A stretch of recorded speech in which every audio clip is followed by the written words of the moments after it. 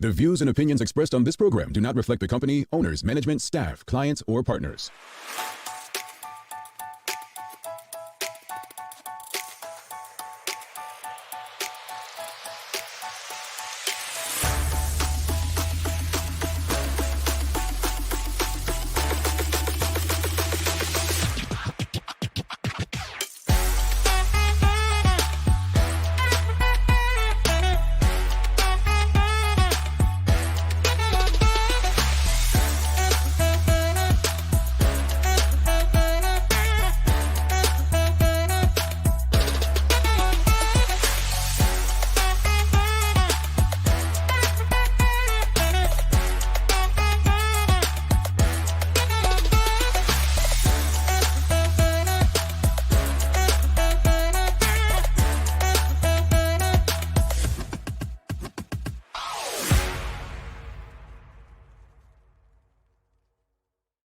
It's Wednesday, the third day of July, 2024. Welcome to Bermuda's Daily Talk Show. It's the Daily Hour brought to you by the BAC Group of Companies, Medical House Lindos, and People's Pharmacy. I'm Jamal Hartman, and Teo Dill will be with us in a bit to bring you the latest in his news break brought to you by People's Pharmacy. Folks, it's Wednesday, hump day. It is the middle of the traditional work week for those our friends and our family and, well, me. It's the day before our holiday, which is Independence Day, July 4th. The United States of America has a birthday, and it's only fitting that today we have a special guest representing that relationship. But how's everyone feeling? You know, it is the third day of July. Again, we are more than halfway through 2024 already. So, folks, I knew people were going to talk about me having red on, and it's cop match, and I'm not supposed to have red. But I thought it was only fitting to wear the color due to our guest today and it being America's birthday tomorrow. So I ease me up on the red today. Ease me up. Ease me up. I know I just said on Monday no red, but ease me up. Suzanne Ingham says, awesome Wednesday, Jamal. Thanks for ignoring the red shirt. Charles H. Jeffers, the red shirt, Jamal. Like, folks, I had to dig down deep to get it, but it's about the guest today. It's not about us. Give it a pass. Michelle White says, oh no, Jamal, you have on red in July. No, hear me out. Hear me out. This is about, look, we have a very special guest today, her final time on the show. And so we wanted to, honor her for all that she's done for Bermuda. So, well, that said, greetings, everyone, and thanks for making us part of your daily routine. A good one today as we welcome U.S. Consul General Karen Grissette on to discuss U.S. Bermuda relations, and she is actually leaving the post in the next 2 weeks. So we're going to have a conversation about, what the office does, how it's improved, and reflect on her time as the U.S. Consul General. And if you've seen the front page today, you see that they're in the spotlight on the top story. The daily play is music today. As you can see, I don't have a co-host. So someone, unlike yesterday, hopefully where no one got the answer, someone hopefully will get today's answer and be eligible for this week's prize. Don't forget to subscribe on our website. Follow us on all of our social media channels to stay up to date with all that we have going on. Help us grow beyond the mic as we do our part to continue to improve our community. All right. Charles has a good point.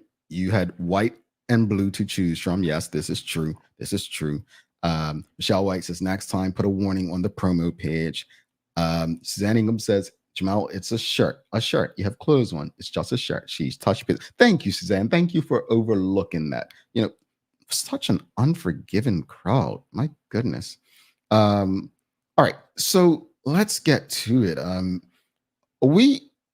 At times we have people who reach out and ask us, are we going to report on or touch on certain topics? And you all know me. I love sharing my perspectives based on what I do know.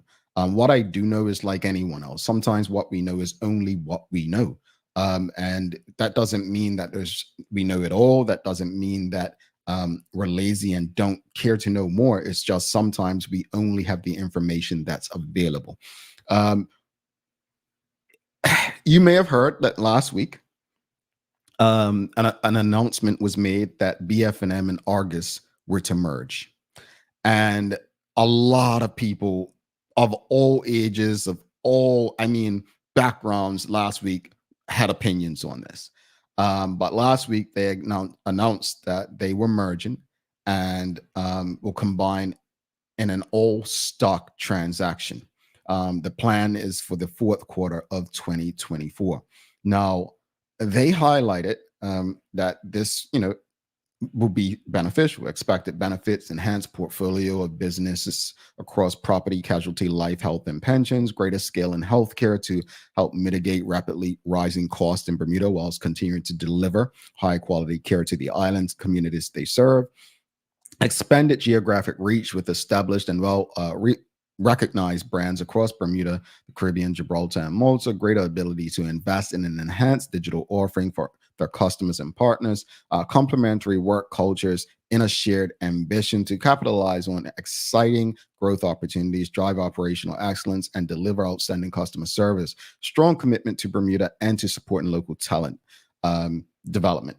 Now, the expected financial benefits, they say: a higher quality earnings profile driven by enhanced portfolio diversification, efficiency opportunities across combined operations and underwriting, strong capitalization and financial strength ratings, which provide flexibility to support future strategic initiatives, sustainable growth, and an attractive dividend to shareholders. Well, this has been a concern to quite a lot of people. A lot of people do not agree with it. So the question of the morning is, what are your thoughts on the merger between Argus and BFNM? What are your thoughts on the merger between Argus and BFNM? What are your thoughts? But before we even get to your full thoughts, should the government try to stop the merger between Argus and BFNM? What are your, based on what you know, do you believe the government should try to halt that merger? What are your thoughts on that? Should the government try to stop that merger? Let us know your thoughts on that, folks. This is an interesting one because people had legit concerns. They had very, very, very legit concerns about this. One of the concerns, and in one of my chat groups, a friend of mine, he's worked in the IB sector for years in reinsurance, and he was asked by another person in the group, what does this mean? Like, what does this mean for Bermuda? And he said, it's never good for the consumer, no matter what they tell you. Stuff like this, quality usually drops, prices rise, right? Again, not saying this is going to happen, but this is genuinely, something that does happen. Well, the other concern is, you look on LinkedIn and you see so many employees of these companies who are championing this and happy. And I'm just like, I'd like to go back to their LinkedIn page in a year or two to see if they're still happily employed there. One of the reasons is the Royal Gazette yesterday titled "Merger of BFNM and Argus to Result in Job Losses," right? And it goes on, the amalgamation of BFNM and Argus will lead to job losses, but the offices and business lines affected and their extent are not yet known, the future chief executive of the combined company has said. BFNM has about 240 employees across its offices in Nova Scotia, Cayman Islands, Barbados, and Bermuda, including about 100 on island. Argus has about 380 staff spread across offices in Canada, Malta, Gibraltar, and Bermuda, including about 150 people on island. Abigail Clifford, the group president and chief executive of BFNM, said, quote, "As with any transaction, there are likely to be some overlapping roles that create redundancies. We do not have any specific detailed plans in place. However, we are committed to treating employees fairly and respectfully and communicating transparently as soon as we have more information to share." All right. So with all that said, audience, what are your thoughts? Number one, should the government try to stop this merger between Argus and BFNM? I'm just going to tell you, absolutely not. Absolutely not. And I'm going to tell you why. I am a consumer. I care about the consumer and the greater community. But we have to make a decision as a community, whether we want business to prosper for the benefit of our community or if we want government involvement. We have to make that decision, right? Now, if we want business to prosper and we want a free environment, then I say no, government should stay out of it. However, if we want a different kind of economy where we feel more secure, then we may have to give up some things that currently exist to our benefit and say, okay, I don't want this merger to go through. But should the government try to stop the merger between Argus and BFM? I have my concerns. Again, recent history, we don't have to look far. When mergers take place, job losses happen, prices go up, quality of service drops, right? What are your thoughts? As Michelle said, and this is her expertise, unfortunately, with mergers, there will be job losses. Yeah. Michelle White goes on to say, people are concerned about a monopoly, but we do still have CG, so it may not be an issue for government to get involved. Look, we've seen it with the cell phone companies, right? And people complain about cell phone companies when M3 and Cell One merged, and then there was just Digicel and One, and now there's Paradise. We see what happens. People complain about the service.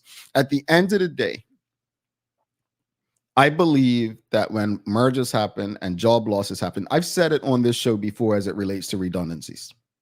If you've worked in this space for many years and gained that experience, stop going to jobs and saying you have years of experience and use those years of experience to create your own. Need I repeat that? Gather some of your other colleagues who were made redundant to. I don't know what redundancy packages look like, but invest in yourself. This doesn't have to be all bad, folks. I try to tell people all the time. I've said it from the time my position was made redundant, that every day we go to work, I'm not saying be negative, but we should all be prepared for it to be our last day. That's just the way that capitalism works right now. Charles H. Jeffers II, he says, can the government stop the merger? I would have preferred they stop Fairmount Southampton from being closed for 4+ years, as that has more of an impact on our economy. Well, you got a point there, Charles. Michelle White says, finding jobs is challenging at best. Now more will be added to the pool, unless, however, the plan is to secure jobs for those affected before they are dismissed. Yeah, I mean, it was written somewhere that one of the reinsurance companies just laid off a bunch of people, right? It continues to happen, right? Again, this is what I keep saying, Nika Shields. None of us are indispensable. None of us. And again, I'm not trying to scare anyone or use boogeyman tactics. But for the folks on LinkedIn who work at these institutions that just merged and are excited by the merger, I'm coming back to look at your LinkedIn page in a year or two to see if you're still excited about this merger. Folks, what we have to understand, and I will continue to say this, businesses are not charities. Businesses operate to generate revenue to make a profit. That's why they exist. They don't exist to give us a job or to help us live.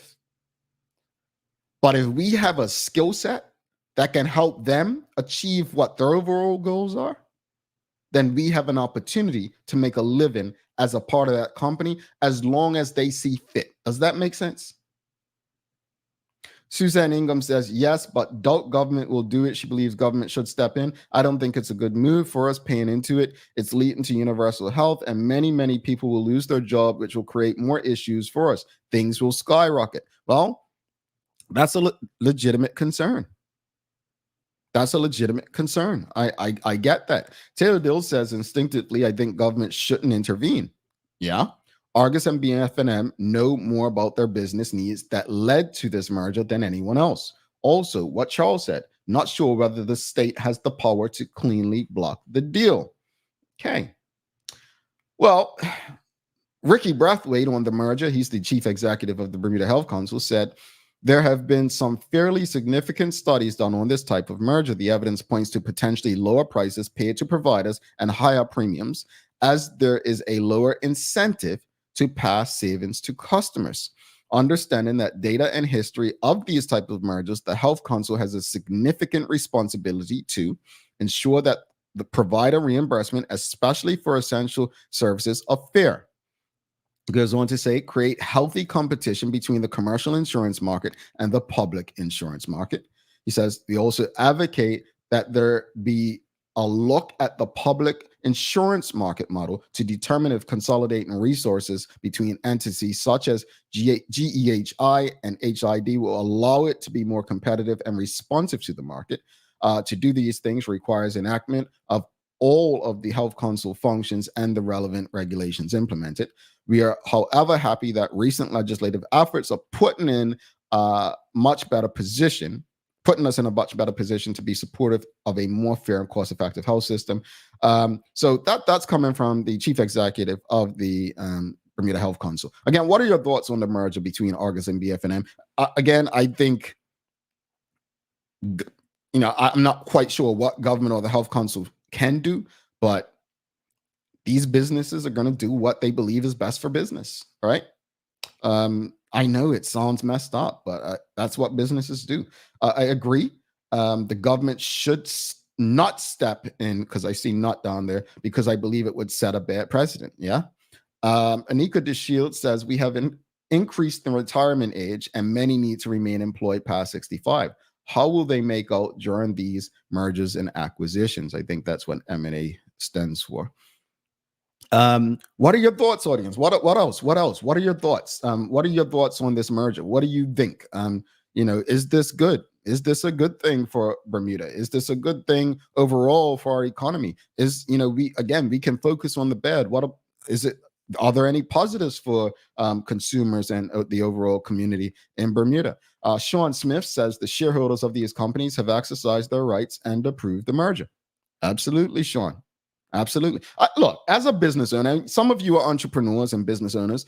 I'm sure if you saw an opportunity to improve your business, right, you would hope that you can do it if approval by all shareholders and management and owners, and you wouldn't want government interference. I think the issue we have here is we don't like what usually happens when this happens, but this is why I continue to say on this show. Look, I keep telling you, if there's one thing I'm going to do on this show that maybe your government's not going to do, maybe your unions are not going to do, your family, your friends, because all of them, they'll have you on American Idol being the next William Hung. I'm not that guy. I'm not going to hang your job. If you can't sing, I'm not telling you go on American Idol. If you can't dance, I'm not telling you to go on Dancing with the Stars or whatever it's called, or America's Got Talent. I'm not doing it. I'm going to tell you the truth from where I see it. And the truth from where I see it, that you all are not indispensable. There's nothing special about any one of us that guarantees us a job. That's the reality. There's nothing special about any of us that guarantees us a job. We need to start thinking differently because these companies are doing it. They're going to see what works for them. What's the most efficient way to make business work for them? Not for you, not for me. Mark Arthur C. Phillips, he says, Mr. Hartman, do you believe that this merger is a result of a contract and population in Bermuda? I don't know. I'm not in those meetings. It could be a response to the government's universal health care plan. I don't know. I honestly do not know. This is not a space where I'm well versed. Charles H. Jeffers II says, what we need are price controls so that premiums and resultant profits don't get further out of control. WKD Lama says, can't think of a positive for customers. Does this mean job? Well, we spoke about that. Earlier. WKD Lama. That is a concern, as the chief executive and group president of BF&M said, quote, according to the Royal Gazette, as with any transaction, there are likely to be some overlapping roles that create redundancies. We do not have any specific detailed plans in place. However, we are committed to treating employees fairly and respectfully and communicating transparently as soon as we have more information to share. So, end quote. So that's what we have. So there are likely to be redundancies, unfortunately. There are. Michael Daniel says, is there a business model to rival our present insurance model? There's always something different. There's always something better. It's just about us figuring out what that looks like, what it is. Sean Smith says, what does this mean for the cost of the pension funds these firms manage? Will there be any savings or increases in administrative fees for the consumer? Well, as I said earlier, they basically shared during this that it will enhance the portfolio of business across property and casualty, life, health, and pensions. But these are questions right now. The Argus and BF&M funds should be off the hook. Bermudians should be calling these numbers off the hook to get more information. Let's bring Taylor Dillon for Daily Hour News Break. Folks, don't forget, we've got the U.S. Consul General, Karen Grissette, coming on today. As you know, it is the America's birthday tomorrow, the 4th of July. And the Consul General is stopping by for her final visit on the Daily Hour in her position, and she moves on in a couple of weeks. But before we bring Teo in, I want to share a little something with you folks. Something big is happening. We'll bring Teo in immediately following this. Bermuda's favorite trivia game is now a game show. What's up, Bermuda? My name is Patrina O'Connor Painter, aka Power Girl Trina, and I'd like to welcome you to Bermuda Trivia. Ready? We're gonna be talking about we're gonna be talking about people and places. I'm serious. Now, have you heard about Bermuda Trivia before? Yeah. Okay, so you think you'd be able to answer some of these questions? Just wait and see. Go to www.bermudatrivia.com. Get more information about it. Get the game. Play it with your family. Educate yourselves. Really? If I get this wrong. How much do you know? Bermuda Trivia, the game show, brought to you by Bacardi, premieres on Monday, July 8th, only on bcgtv.com. Subscribe today.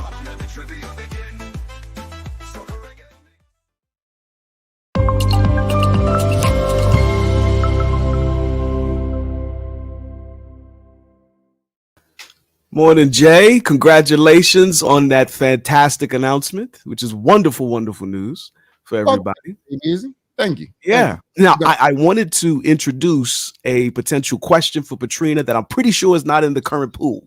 Uh-oh. How do you spell Magrana? Oh, this ain't a damn spelling competition. What's wrong with you? No, it's trivia. You know, them big lizards, how you spell the word for the name of them. How you spell Magrana. Just put an M in front of iguana and add an R somewhere. Not iguana, agrana. Magrana. Yeah. Put an M there and then add an R somewhere. Okay. What is wrong with you? Anyway, we need more from you on the merger, man.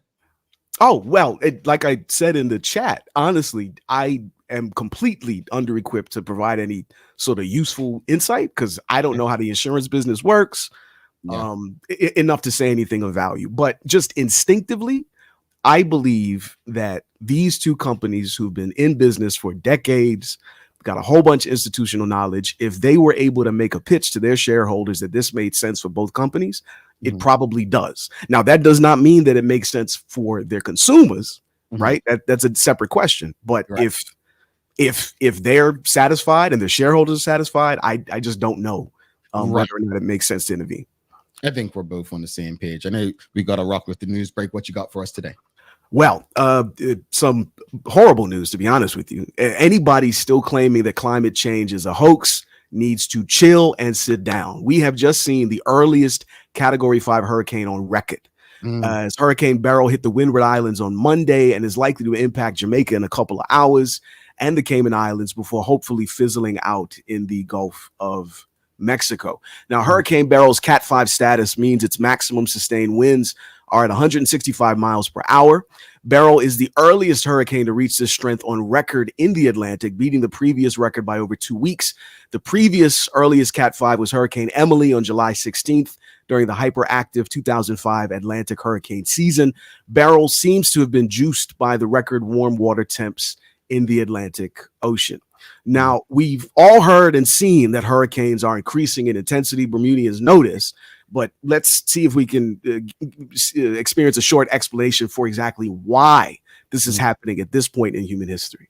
Warmer water means more fuel for these storms. In a study evaluating the intensity of tropical cyclones over the last 39 years, researchers found that the number of major cyclones increases by about 10% from 1988 to 2007, or about 5% each decade, while the number of minor ones is decreasing. Looking forward, computer models predict that in just the next few decades, tropical cyclones will be 24% wetter, have 13% stronger winds, and be 17% slower. Altogether, this amasses to powerful, lingering cyclones capable of dumping massive amounts of water in one area, as well as giving the strong winds more time to assault buildings and trees. Man, I saw it. I was looking and I see, they have the thing in Jamaica now preparing. And I said to myself, a category 5 at the end of June, beginning of July, that's not normal. No, it is not. This is the earliest in recorded history, going back centuries. And I genuinely don't feel like our community understands how vulnerable we are to the ongoing impact of climate change. Because what that piece didn't mention was the other contributing factor, which is the rising sea levels, right? As the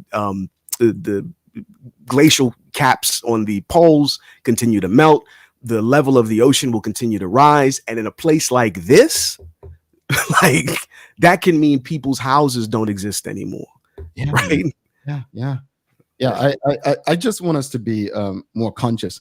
I think we make everything so political, like we have climate change. I want us to, at some point, science has got to be right. I'm not saying that we shouldn't question things, but at some point, we've got to respect the science, right?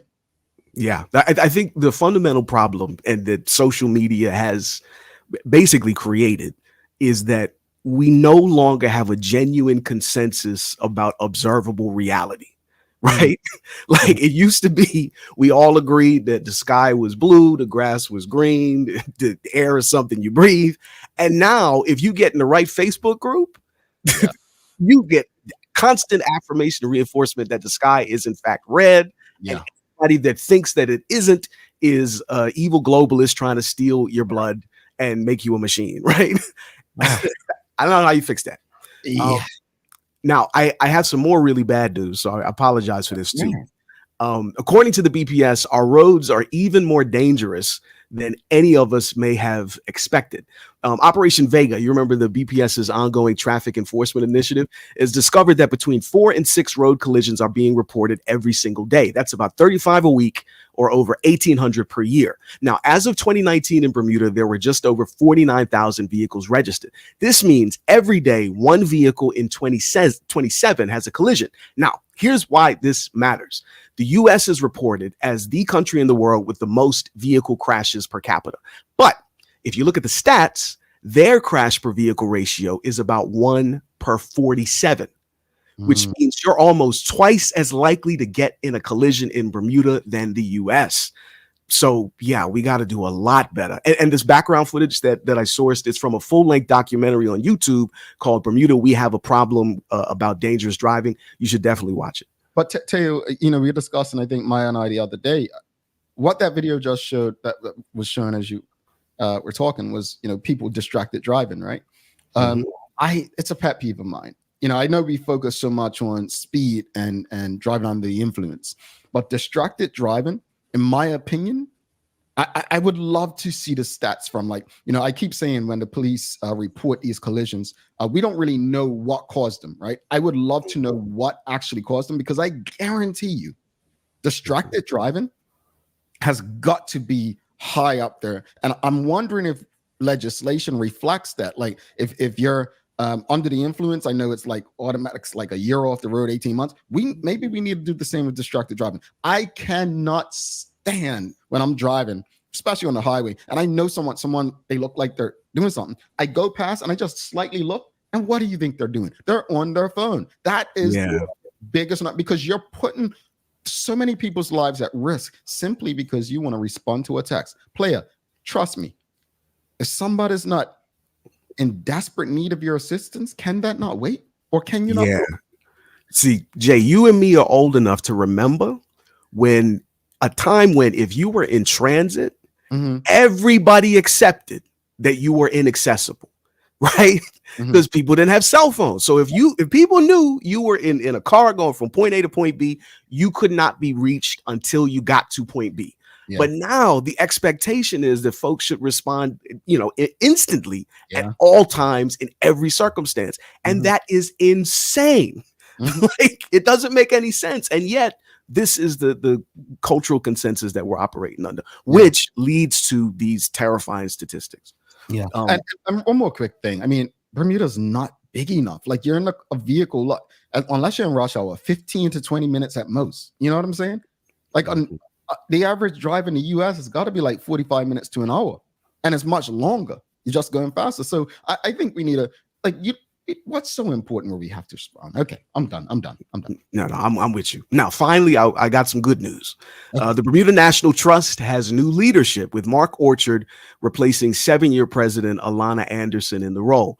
Michael Levrock was also confirmed as vice president of the org at the BNT annual general meeting. Mrs. Anderson was celebrated for exceptional service over the course of 20 years by the incoming president and was presented with honorary life membership with the trust. BNT executive director Karen Border thanked the BNT Council for, quote, doing a great service to Bermuda by volunteering their time and expertise to ensure that the trust is well governed and effective in protecting and promoting the island's natural and cultural heritage.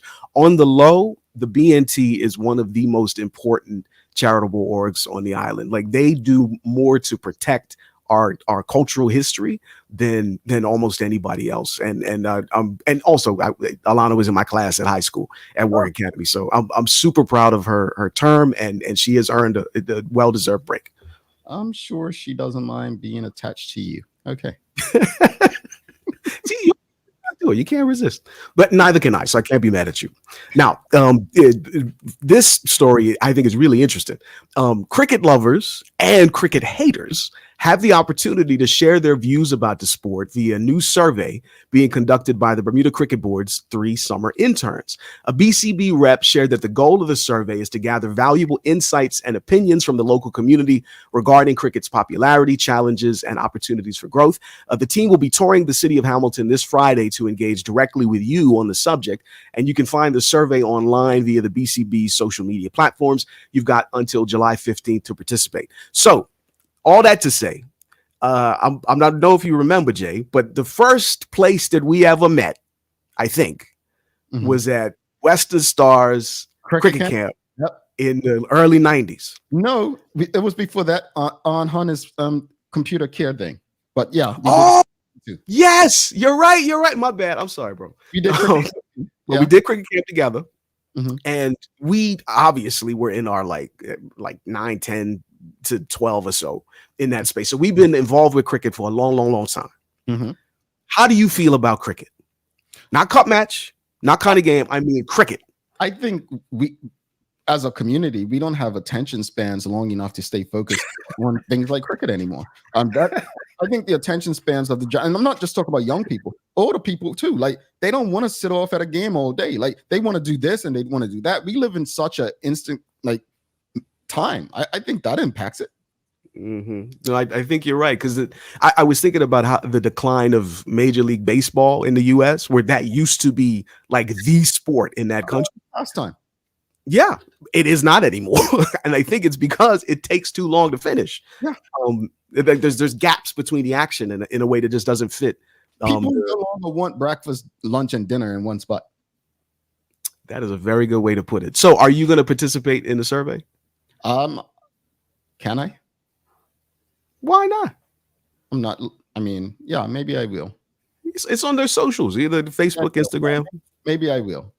Yeah. I think everybody should, because it's always good to get up-to-date data about how we're feeling. Like, we have all these conversations and about what we think the community thinks, but it's good to actually get some information. I'll participate. I just want to let you all know, not only was I at cricket camp, but I got best bowler. So I actually had a good spinner. I just want to let you all know that your boy had skills. I could spin that ball like nobody knew. All right. Jay was pretty nice. He was pretty nice. I was the most talented grass picker out on the boundary. You know what I mean? How's the weather looking, grass pick? If you are anything like me, you got caught slipping yesterday and all that rain that was falling heavy yesterday afternoon. But the good news is today, the cold front that caused that rainfall and last night's just messed up weather, it's exited our airspace as of dawn this morning. So once we get to about 10 a.m. or so, all the lingering showers should completely depart, leaving behind generally clear skies and a gentle wind. The air temp ceiling should hit around 82 degrees, but you're still going to get sweaty because according to AccuWeather, the temperature will feel like it's much closer to an even 90. Already. So, yeah. Cool. Well, today, folks, days of the year, it's Air Conditioning Appreciation Day. I know you love that. Well, pretty much Willis Haviland Carrier in about 1902 in the United States, he was trying to find a way to control humidity.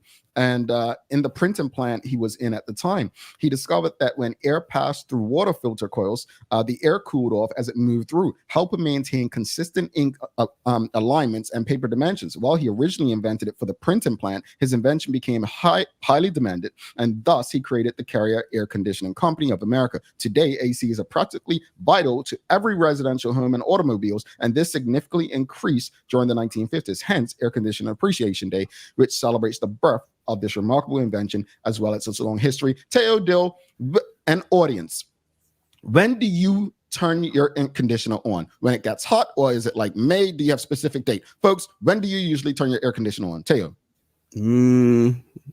April, late April, I think. Okay. Yeah. It's essential. God bless that man. Like, he has saved lives. And I'm not even exaggerating. Like, he genuinely has saved lives. I'll tell you this much before you head out. I would never turn it on if I don't have to.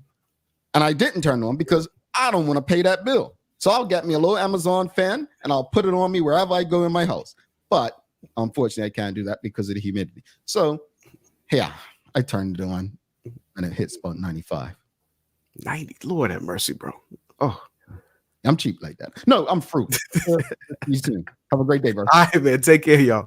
Teo Dill, folks, do not go anywhere. We'll be back in 2 minutes, 27 seconds with the U.S. Consul General, Karen Grissette. Stick with us. Let's face it, life can be a little wild, but shopping doesn't have to be. I choose People's, so that whether it's a prescription that needs to be filled, a toy for my little terror, or a gift for a new addition to the family, we'll see about that. Everything's available in one convenient location. Some call it People's. I call it my one-stop shop in the city. People's, we're here for you.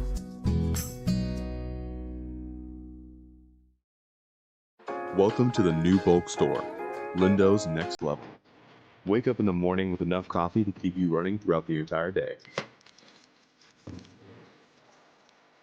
Your pet at home deserves the best. Stock up on dog food to keep your puppy happy. Need a quick tasty lunch at home? Your chicken nuggets will be jumping right out of the freezer. What's a movie night without popcorn? You can never have too much. Lindo's Next Level. Why go anyplace else? It took 14 days to build your business plan. 6 months to build the courage to leave your day job. 3 weeks to find the perfect location. It took 10 days to outfit your space just right. And 1 day before your first client walked in the door. All totaled, it took you a full year to get your business operational. And this is just the beginning. To the entrepreneurs, the risk takers, the people that shape our economic community, we salute you and are here for you every step of the way. BEDC, providing knowledgeable, progressive, professional, and innovative support to Bermuda businesses. Summer is almost here. Dive into the season with dog floats and dog pools. Enjoy 20% off West Polar's dog floating toys and shop our life jackets for safety in the water this summer. Get all your summer needs before the holidays and events begin. Don't forget to stock up on poo bags and check out Dicky Bags, the poo bag holder that locks in the smell until you can dispose of it. Remember, even dogs need sunblock, so visit Noah's Ark today, Bermuda's most trusted animal supply store for all your summer essentials, and ask us about our rewards program. Alrighty, welcome back to the Big Show. I'm Jamal Hartman. It's the Daily Hour brought to you by the BAC Group of Companies, Medical Wells, Lindos, and People's Pharmacy. Please do not forget to subscribe on our website. Follow us on all of our social media channels to stay up to date with all that we have going on. Help us grow beyond the mic as we do our part to continue to improve our community. Without further ado, let's bring in our guest for the day. Let's give a warm TDH welcome to the U.S. Consul General, Karen Grissette. Welcome. How are you? Thank you. I'm great. Thank you for having me. No, thank you for coming. First off, happy belated birthday to you. Thank you. Thank you so much. You share a special birthday with my sister under me. So yeah, hopefully it was a great birthday. Obviously your last birthday in Bermuda in this position. So hopefully you got the best tasting cake made by a Bermudian. Of course. Indeed I did. Thank you. All right, perfect. Well, there's another birthday coming up tomorrow, which is the United States. Happy birthday, America. But just remind us, for those who may not know, remind us of the role of the U.S. Consulate Office in Bermuda. Because I think sometimes we get stuck on the visa thing or the what they call it, the stop list and stuff like that. But what is the actual role of the office? Sure. Thank you. I mean, obviously, people know about the services that we provide. So our consular section provides services to American citizens. That means U.S. passports, relatively routine things like registering an American baby born abroad, and immigrant visas. So Americans wanting to bring their family to immigrate to the U.S. with them.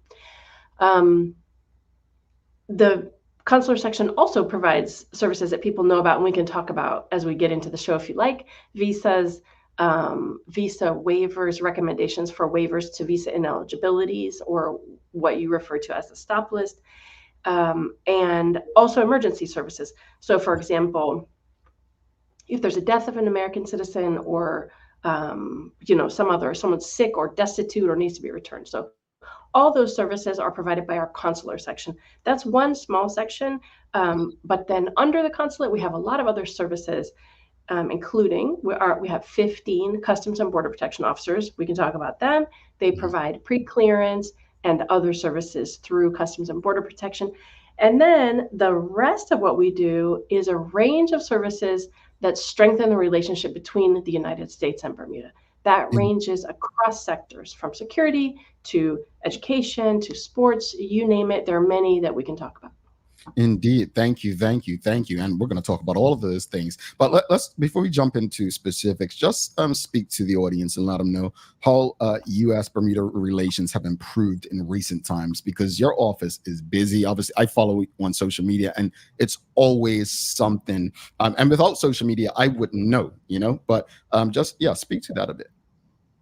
Yeah, well, obviously, our economic partnership is extremely important, and we have grown that. There are more and more businesses coming to Bermuda, whether they're American business or Bermuda domiciled companies. Regardless of that, they are doing business with the United States. So businesses in Bermuda, especially international businesses, but also Bermudian businesses and new Bermudian businesses, are doing an incredible amount of business. I mean, obviously, everybody knows that a large percentage, over 80% of exports, come from the United States into Bermuda. But just the insurance reinsurance industry, there are significant amounts of capital and claims that are given back to the U.S. from Bermuda domiciled companies when there's a major. I mean, you were just talking about the hurricanes, and it's the reinsurance sector, particularly here in Bermuda, that is supporting those insurance companies and those policyholders in the U.S. who are paying their claims, and those insurance companies. Obviously, people hear about reinsurance.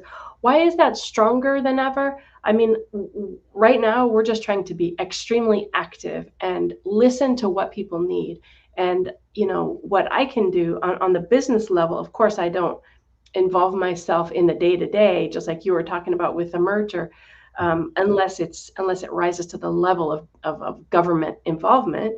We have a federal insurance office that does, we have the NAIC, so the state commissioners in the U.S. who are very involved in what's going on in Bermuda and looking at policies. But during my time, I've also been able to understand and listen to what people are saying about what they need, even for this industry. And I'm just talking so far about business.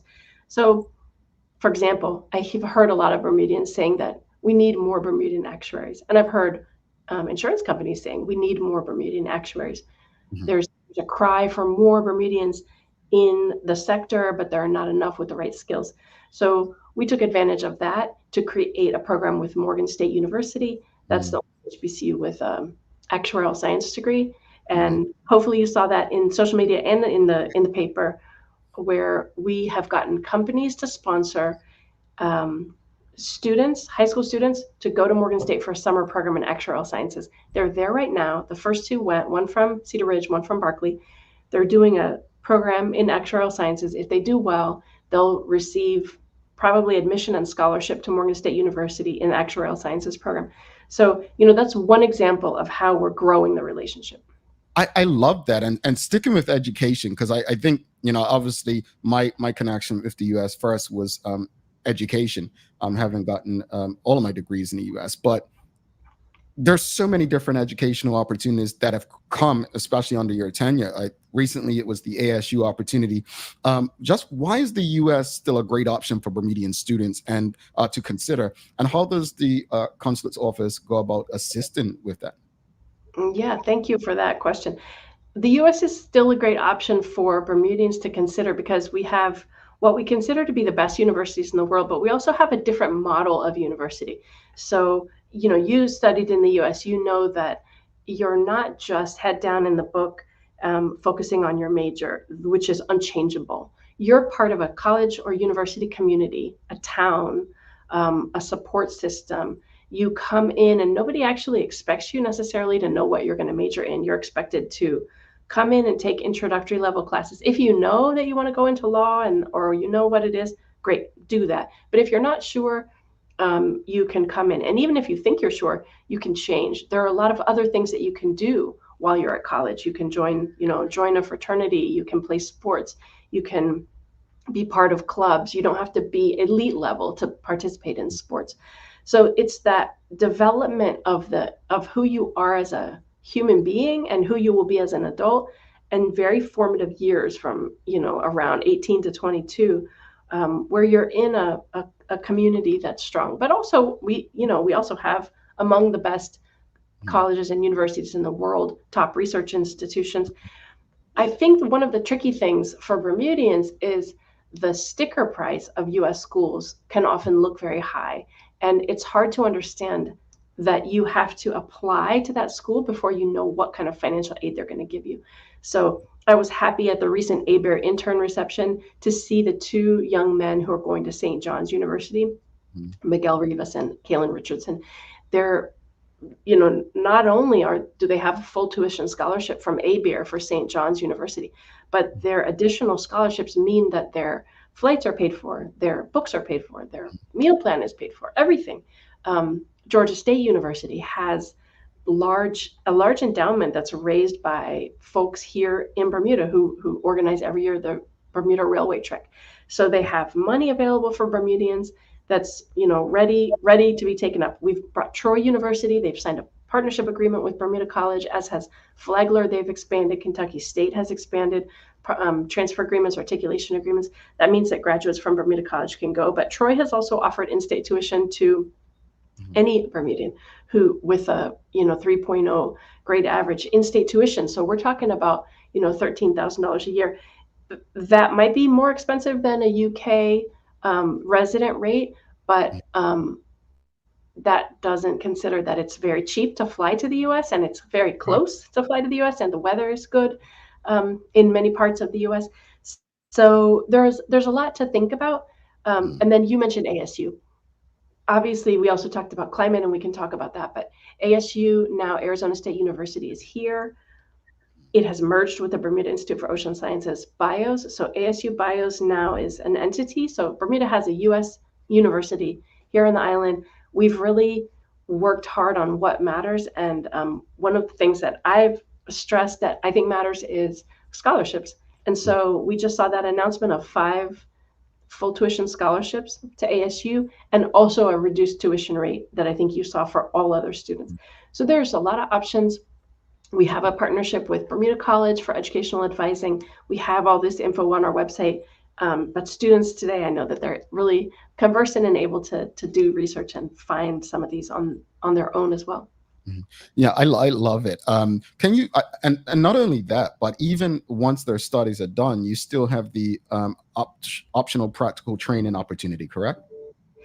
Exactly. Yeah. So optional practical training allows students up to 1 year, and I think it's 2 years in STEM fields to have work experience. And after that, then they can, if there's a company that wants to sponsor them for an H-1B, for a work visa, then it's possible to stay.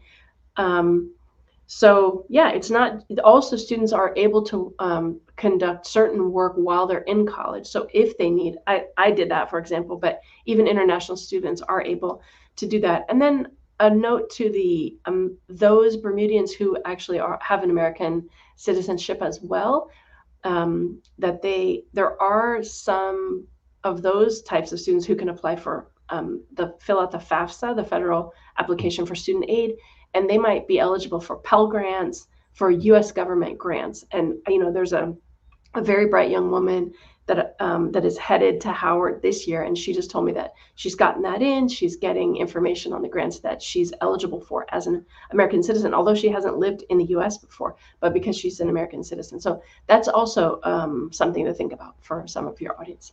Indeed. Thank you for all of that information. Audience, if you have any questions or comments for Consul General Grissette, please send them through. We'll get through as many questions and comments as possible. One of the things that when I worked for Bermuda Tourism, I was with Bermuda Tourism for about a good 6 years. And one of the greatest things, biggest assets, was that we had pre-customs clearance in Bermuda. It's something I don't even think Bermudians appreciate or understand enough how big that is and what a difference it makes just for attracting people to the island. But not only do we have that, we now have global entry and the opportunity for people to apply for it in Bermuda. What does this say about the relationship between the two countries, and how beneficial is this for both? So, I mean, yes, Bermuda's another world, and that's true about visas and the ability to get into the U.S. It is just absolutely unusual that we have visa-free travel. Only Bermuda and Canada are the only passports that have visa-free travel. There are only, I think, 5 or 6 countries in the world that have also pre-clearance. There are a number of ports, but a lot of them are in Canada. So it's just Canada, Ireland, Aruba, Bahamas, UAE, and Bermuda, if I'm missing any, but it's very, very limited. So that obviously we have a very close security partnership. We can talk about that as well, whether it's Coast Guard, U.S. military with RBR and the broader. But we have a close security, law enforcement, military relationship, and a lot of trust in the authorities here. Very good collaboration at the airport. So that means good collaboration to conduct what CBP needs to conduct to do pre-clearance, and also pre-cleared bags. Also, there are things kind of behind the scenes, but the bags are expedited when you're transferring in the U.S. So we continue to work on those elements, and TSA works on those elements.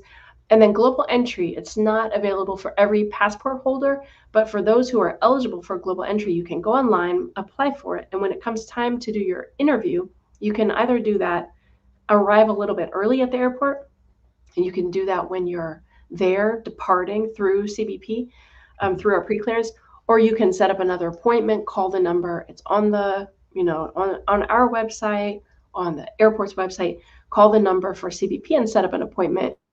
And then with that global entry, you're able to enter the U.S. In a more expedited way, avoiding the lines. That can be beneficial in Bermuda, but it can be especially beneficial when you're traveling from, let's say, a Caribbean island through Miami. And now you can skip what we all have experienced that line before. So when you said I was just going to say Miami, folks. Trust me, I went through Miami without my global entry, and a month later came through Miami with it, night and day. So Listen to her. She's telling the truth. I want to touch on the security part because the strengthening security regarding that. But before we touch on that, we didn't know, but your office was pretty much on the front page of Bermuda's daily paper today. Let's talk a bit about the visa process, because one of the things, I don't want to quote it wrong or come across arrogant, but travel to the U.S. is a privilege for Bermudians, right? It's not something that's guaranteed. Just explain how the visa process works, because I think sometimes there's a sense of entitlement that, I did that so long ago, why can't I come? Yeah. I mean, in the context of the world, pretty much everybody in the world needs to get a visa if that passport holder is from a country that's part of the program where they can apply for an ESTA, or the visa waiver, they can apply for an ESTA. Bermudians are one of the few, like Canada, that they don't need to do either of those things. The vast majority of Bermudians fall into that category and they travel freely. One quick point I should say, and this is, for people with no issues, they still should sometimes think about getting a visa.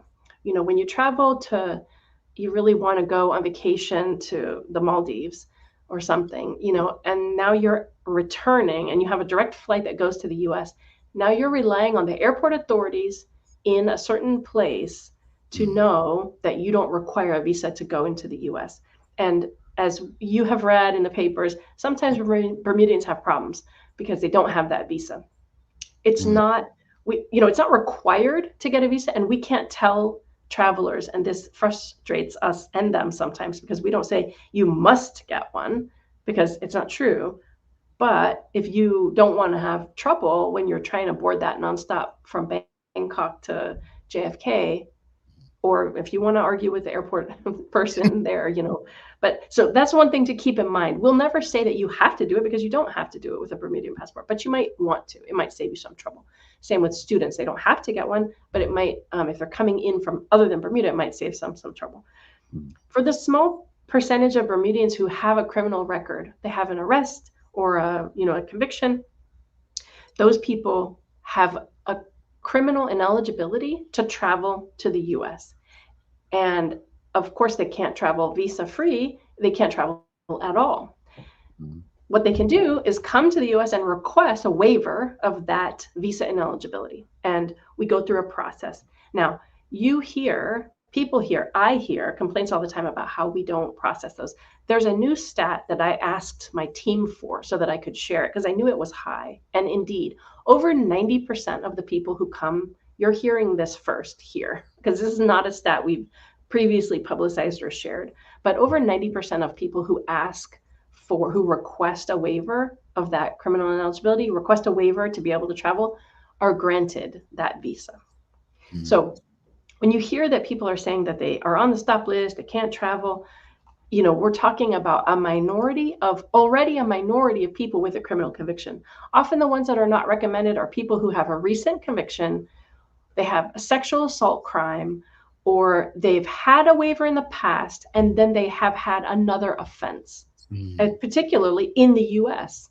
So they have had a criminal conviction, they went to the US, they committed a crime in the US.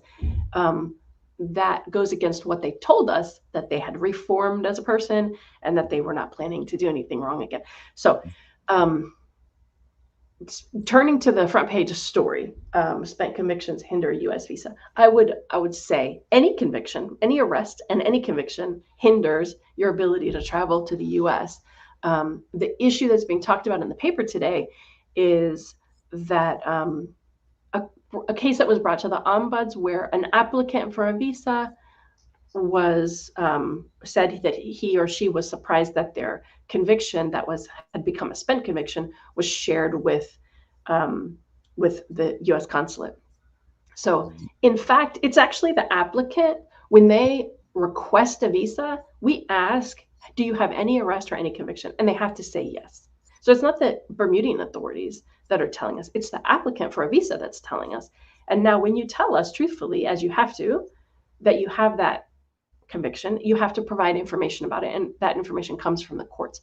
So as the ombudsman found, there was no issue, there was no maladministration, as they said, in what was consulate and the BPS who provide any police or conviction records to us. Indeed. Got it. Thank you for that clarity. And again, who knew that would happen today, that come up. Let's talk about the security. Bermuda's location, right?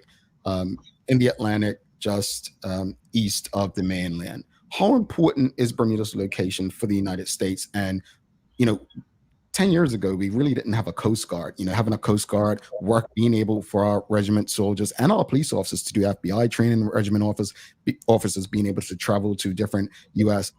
Army bases and the like. How important is this security part to the relationship?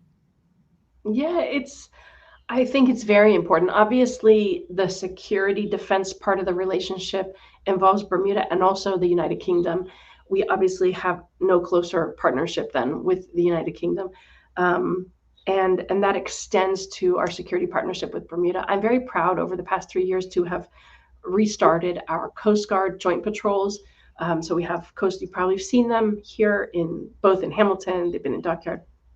So joint patrols, and those are aiming to combat illegal, unreported, unregulated fishing, as well as counter narcotics, as well as general security. We're moving forward, and I'm trying to get in place a new legally binding agreement that allows us to continue that. We also have completed a joint an MOU with the US and the UK related to rapid response in the case of security incidences in Bermuda by US military. But you talked about the most important part, and that's working on our joint interoperability through regular exchange.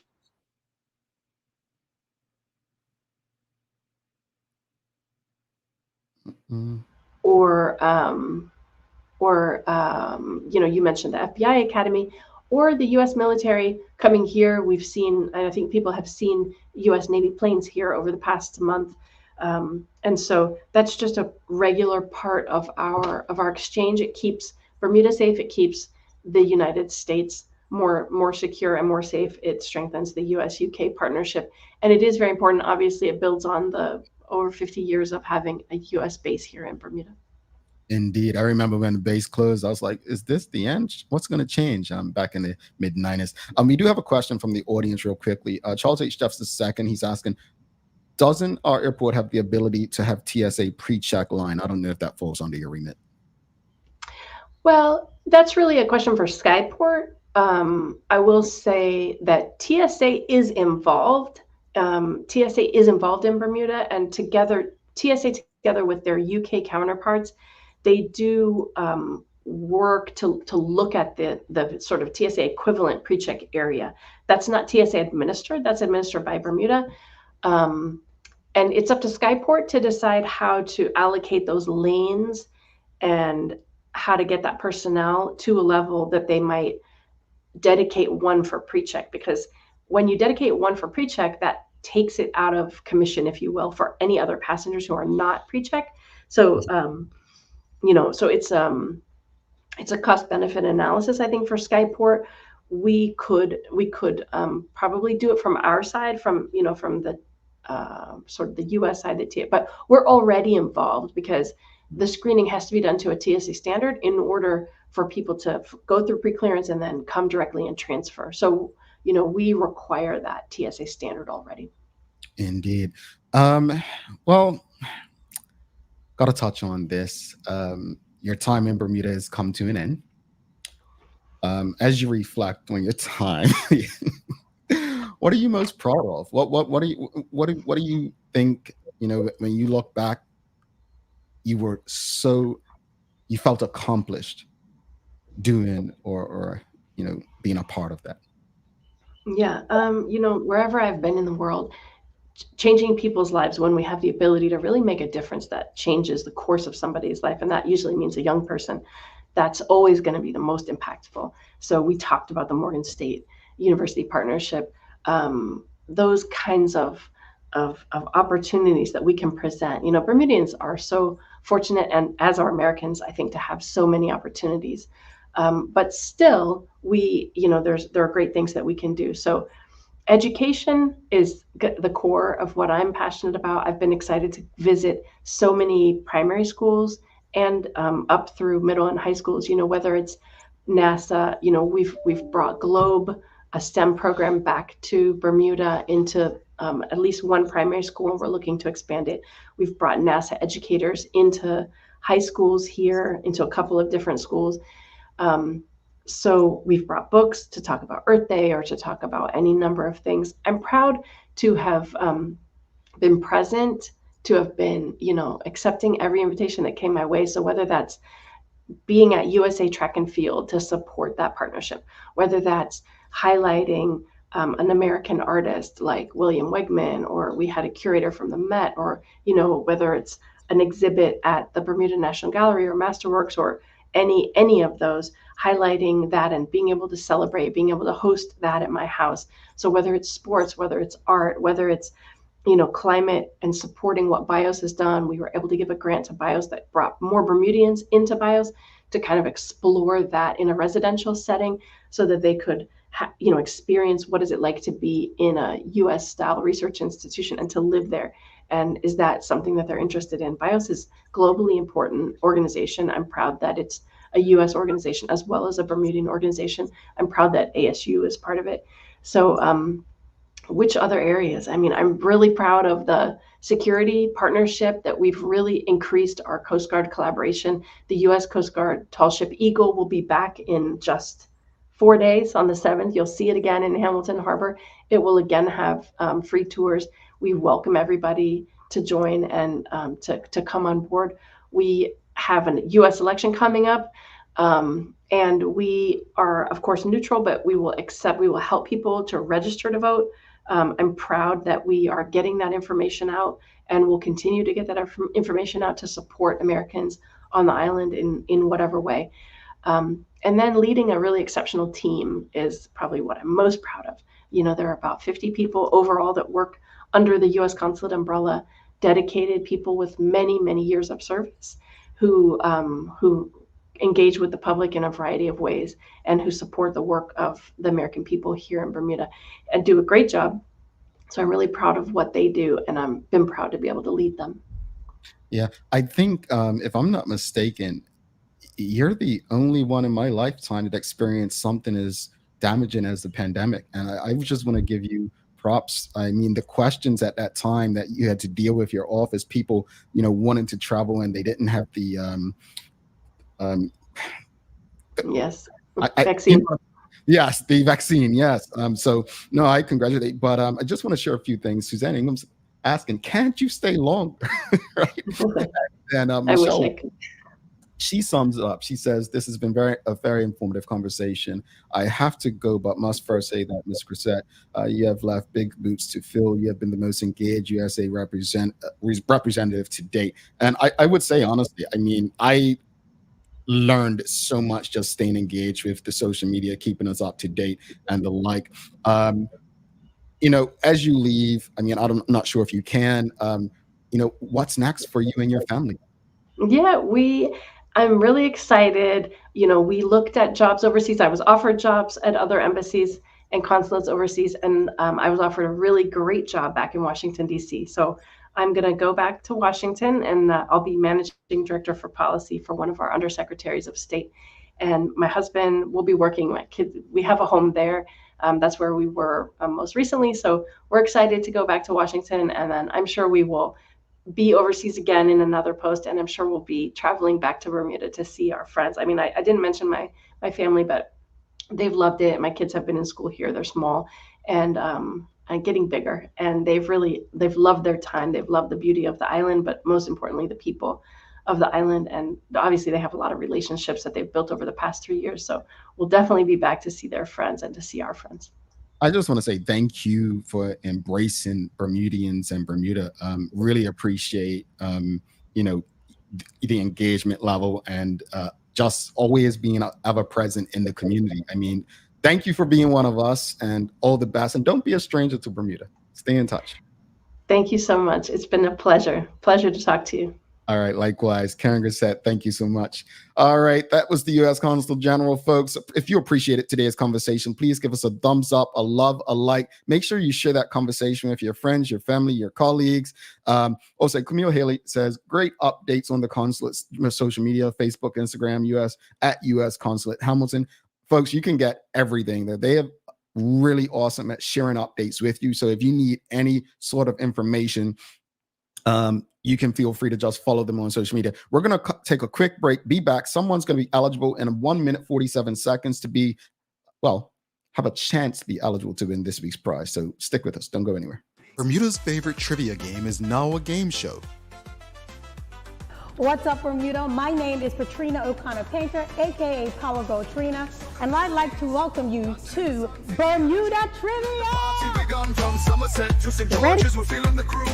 We're gonna be talking about people and places. I'm serious. Now, have you heard about Bermuda Trivia before? Yeah. Okay, so you think you'd be able to answer some of these questions?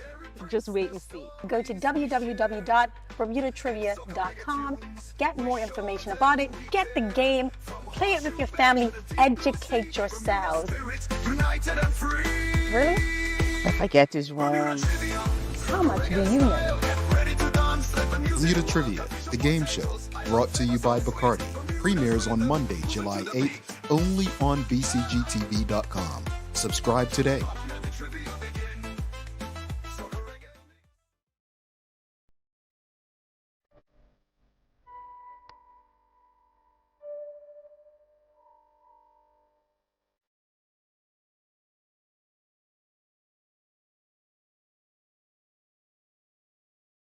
Take a look at our walkway for construction workers and tradesmen. Durable, stretchable in all the right places and plenty of options for tools and accessories. Pair with our wide range of tough and comfortable footwear. You can't go wrong. As you can see, Medical House really is a one-stop shop for everybody. We can't wait to see you. See it all at our new expanded location on Bakery Lane. All right, welcome back to the big show. Jamal Hartman here. Thanks again to the U.S. Consul General, Karen Grissette, for coming on. Awesome job she's done over the last few years, pandemic, improving the relations. I love what she's done with education as a person who left Bermuda at a very young age to, get all of my degrees in the U.S. I have always appreciated that opportunity, and I will encourage as many young people as possible to take advantage of it and take advantage of the OPT, optional practical training as well, which my youngest sister took advantage of over the last year. Great opportunity. And again, maybe cheaper in the UK long term, but getting to and from Bermuda is so much easier for me. Yes, I am biased. All right. Thanks again to the BAC Group of Companies, Medical House Lindos, and People's Pharmacy for ensuring we're able to do this with you on a daily basis. It's time for the Daily Play, brought to you by Bermuda Trivia. Bermuda Trivia, the game show, does premiere on Monday, next week, Monday, hosted by Patrina and Mr. Photogenic. The card game is actually available in stores at Brown & Co. and People's Pharmacy. Off the top of my head right now, I have to get the other locations for you, but you can follow Bermuda Trivia on Facebook, Instagram, X, and TikTok to find out why it's Bermuda's favorite trivia game. In the meantime, all right, audience, it's music today. It has absolutely nothing to do with Bermuda, but it's music. All right. So here's the question for the day. Here's your Oh, okay. This is a good one. Everyone's going to get this. Lauryn Hill once belonged to which singing group? What was the name of that group?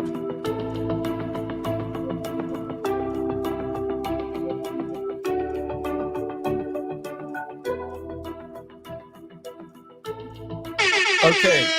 Wow, Stacy Ann got it first on my screen. Said Fugees. Yes, Fugees. I thought everyone would get it. Rosalind Famous, Charles, Marquita Lee, NTS. But Stacey Ann Brown, you entered the draw for this week's prize. You are back. You took a couple weeks off, Stacey, and then you came back. So after yesterday's thing where no one got it, I'm happy. Suzanne Ingham says, Lauryn Hill, I don't know music that well. Sheesh. Okay, we'll get back to geography tomorrow. It's Actually, folks, tomorrow is interesting because we've never done a show on July 4th, but we are doing a show tomorrow. So the hint will be what is tomorrow. All right. So that said, final thoughts on today's show regarding the merger. I just want to encourage people. I don't want to scaremonger or scare anyone, but when it comes to mergers and acquisitions, regardless of the company or organization you work for, a company is always going to do what's in the best interest of the company. That doesn't mean they don't care about the community or their employees, but they can't do for others if they can't do for themselves. And that's just the reality. And we have to be honest about that. All right. So again, I don't know the ins and outs about, the insurance industry, BFNM or Argus. If you have concerns, reach out to those organizations. If you have policies with them, and ask them questions. As far as those people who work there, who may be in, the firing line for redundancies, that's on them. Ask questions, but also use the skills that you've gained and the lessons you've learned being in those spaces to find a way to do for self. I say it enough on this show. As far as the conversation with the U.S. Consul General, Karen Grissette, I appreciate that she's been so engaging during her tenure. I love the fact that this show provides a platform where all of us can engage directly with her. Any questions that we have, she's here to answer them. But I also appreciate the relationship that Bermuda has with the United States, being, the mainland is so close to Bermuda. Yes, we are a UK territory, but as far as distance, we want that relationship and we need it to be, a good one. As a person who understands that Bermuda is in the middle of nowhere, having security from the US is a need. And I think people understand that. We need that kind of security. So I'm happy that they know we exist and the important role that we can play for them. All right, it's time for daily inspiration. This is a good one today. Your daily inspiration, quote, "The best preparation for tomorrow is doing your best today," end quote. And that's by H. Jackson Brown Jr. All right. Folks, please don't forget to subscribe on our website. Follow us on all of our social media channels to stay up to date with all that we have going on. Help us grow beyond the mic as we do our part to continue to improve our community. Thanks again to our partners, the BAC Group of Companies, Medical House Lindos, and People's Pharmacy for ensuring that we're able to do this with you on a daily basis. As always, we appreciate you, we love you, and we thank you for making us part of your daily routine. If all goes well, we'll be back to do this again with you tomorrow. I'm Jamal Hartman. Please do make it a safe and a great day. I am is out. Peace.